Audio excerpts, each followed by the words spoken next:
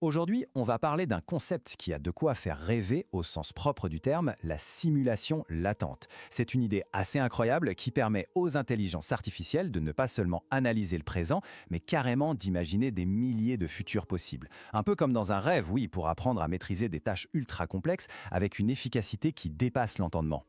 Pensez-y une seconde. Avant d'essayer une nouvelle recette de cuisine ou de planifier un itinéraire compliqué, qu'est-ce qu'on fait? On fait tourner une petite simulation dans notre tête. On imagine les étapes, on anticipe les galères. Eh bien, c'est exactement cette capacité d'imagination qui est au cœur de notre discussion. Comment peut-on donner à une IA le pouvoir de se projeter dans l'avenir pour mieux apprendre? Allez, on plonge dans le vif du sujet.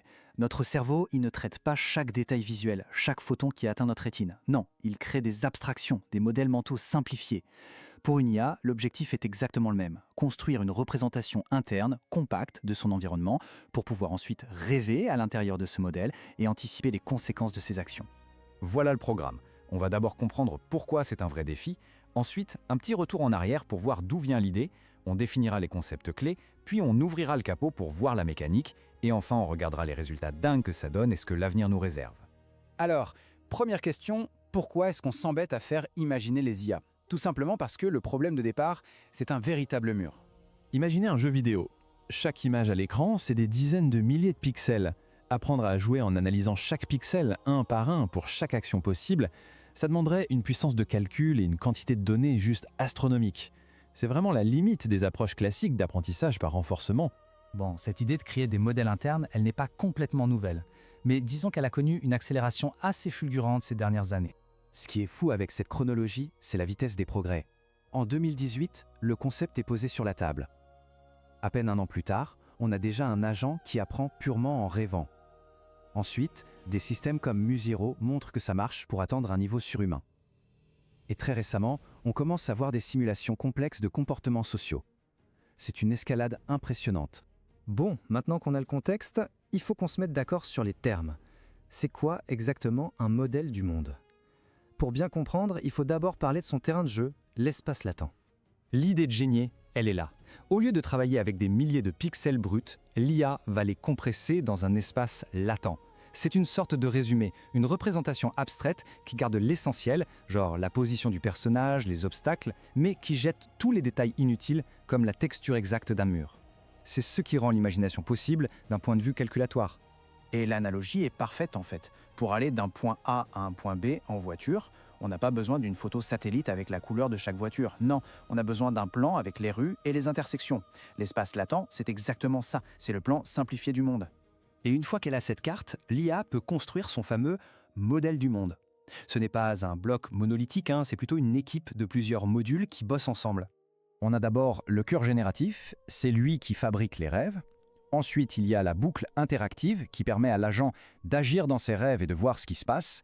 Et enfin, le système de mémoire qui est crucial pour s'assurer que les rêves restent logiques et cohérents dans la durée. C'est la collaboration de ces trois-là qui donne un vrai modèle du monde. Ok, assez de théorie. On ouvre le capot et on regarde comment ça marche en pratique. On va prendre l'exemple de l'un des modèles les plus connus, Dreamer V2. Le processus, c'est une boucle super élégante en 3 étapes. 1.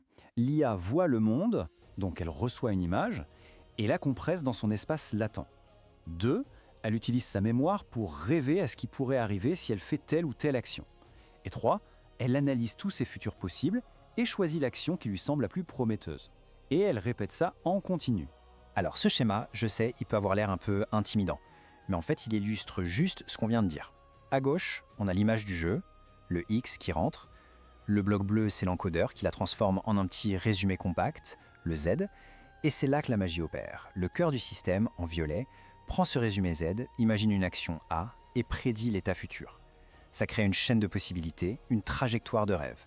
C'est en explorant des milliers de ces trajectoires que l'IA apprend à jouer. La question qu'on peut se poser, c'est est-ce que toutes ces pièces sont vraiment utiles ? Pour le savoir, les chercheurs font ce qu'on appelle des études d'ablation. C'est simple, ils enlèvent un composant et ils regardent si ça casse. Et ce tableau le montre très bien. Dès qu'on enlève un élément clé, même un détail technique, eh bien la performance s'effondre. Chaque rouage de la machine à rêver est donc super important. Et tout ce montage, ce n'est pas juste un exercice académique. Non, ça produit des résultats qui sont franchement spectaculaires. C'est ça, le point clé. En s'entraînant dans son propre rêve, l'agent peut explorer des millions de scénarios, beaucoup plus vite que s'il le faisait dans l'environnement réel. Et ça lui permet d'atteindre un niveau de jeu qui dépasse souvent et de loin celui des meilleurs joueurs humains. Ce graphique, il parle de lui-même. La barre rouge, c'est Dreamer V2. Elle est bien au-dessus de la ligne grise qui représente le joueur humain moyen et elle met aussi une claque aux autres algorithmes concurrents. C'est la preuve par l'image de la puissance de cette approche. Et ce n'est pas tout. L'autre énorme avantage, c'est l'efficacité. On voit ici que Dreamer V2 utilise presque 2 fois moins de paramètres que Musiro, un autre champion du domaine, et il peut s'entraîner sur une seule carte graphique, là où d'autres ont besoin d'infrastructures de calcul bien plus lourdes. Donc imaginez, c'est pas seulement efficace pour apprendre, c'est aussi économe en ressources. Bien sûr, ce serait trop beau si c'était parfait. Il reste encore pas mal de défis à relever sur cette route. Un des problèmes les plus fascinants, c'est que l'agent peut apprendre à tricher dans son propre rêve. S'il y a une petite faille dans son modèle du monde, une petite imperfection, l'agent peut l'exploiter pour avoir une récompense, même si son action n'a aucun sens dans la réalité. C'est un peu comme s'il trouvait un bug dans les lois de la physique de son propre songe. Ça arrive parce que le modèle n'est jamais une copie parfaite de la réalité.